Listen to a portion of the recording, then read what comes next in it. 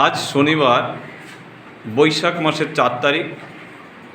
তো আজকে আমরা আনন্দ পরিসরের ক্লাসে আমরা কবিগুরু রবীন্দ্রনাথ ঠাকুরের ক্লাস 5-এর পাঠ্য ওরে গৃহবাসী যে গানটি আছে সেই গানটি আমরা গানের মতন করে একটু সবাই মিলে পড়ার চেষ্টা করব।